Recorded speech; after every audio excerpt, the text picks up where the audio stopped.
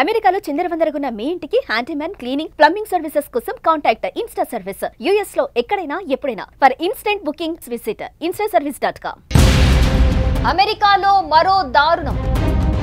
భారతీయ వ్యక్తిని చంపిన అమెరికన్. బహిరంగ మూత్ర విసర్జన వద్దన్నందుకే కాల్పులు.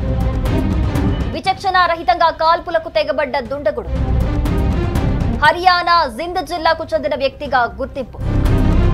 తీవ్ర శోకంలో తల్లిదండ్రులు. విచారణ చేపట్టిన పోలీసులు.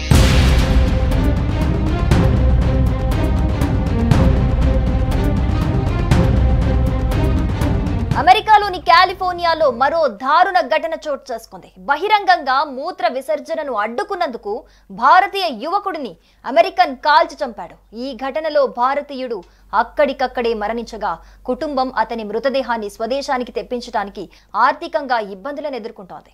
తరచూ ఇటువంటి ఘటనలు అమెరికాలో సర్వసాధారణంగా మారిపోయాయి. ముఖ్యంగా భారతీయులపై దాడులకు తీవ్ర ఆందోళనను గురిచేస్తున్నాయి.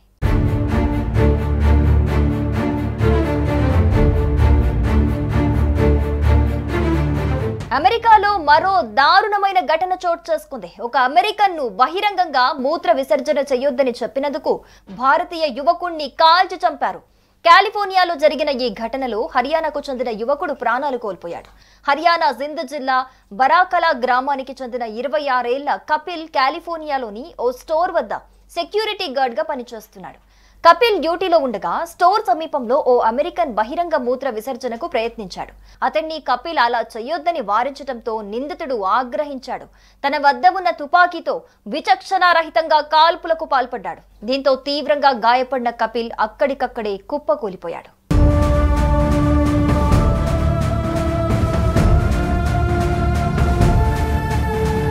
అక్కడున్నవారు వెంటనే స్పందించి అతన్ని చికిత్స కోసం ఆసుపత్రికి తరలించిన కపిల్ ను కాపాడేందుకు చేసిన ప్రయత్నాలు ఫలించలేదని బారాకలా గ్రామ పెద్ద సురేష్ గౌతమ్ తెలిపారు.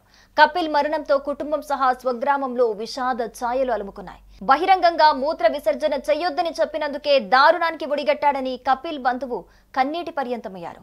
రైతు కుటుంబానికి చెందిన కపిల్ 3 ఏళ్ల కిందట డంకీ మార్గంలో మెక్సికో సరిహద్దుల నుంచి అమెరికాకు వెళ్లాడు. మొదట కపిల్ ను అమెరికా అధికారులు అరెస్టు చేసినప్పటికీ చట్టపరమైన చర్యల తర్వాత విడుదల చేశారు. అప్పటి నుంచి అతడు అమెరికాలోనే ఉంటున్నాడు.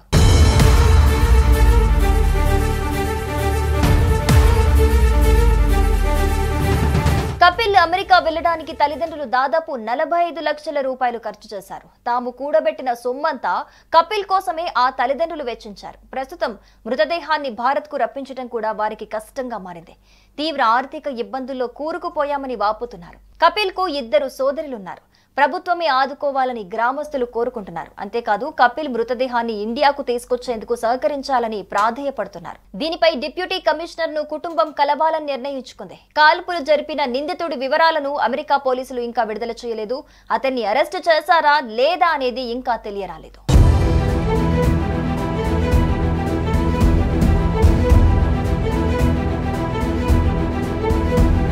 కాగా ఈ ఏడాది మే నెలలో భారత సంతతికి చెందిన వ్యక్తిని కూడా స్టోర్ వద్ద దుండగుడు కాల్చి చంపిన విషయం తెలిసిందే. షాపులో చోరీకి ప్రయత్నించగా అతన్ని అడ్డుకోవడంతో కాల్పులు జరిపి పారిపోయాడు.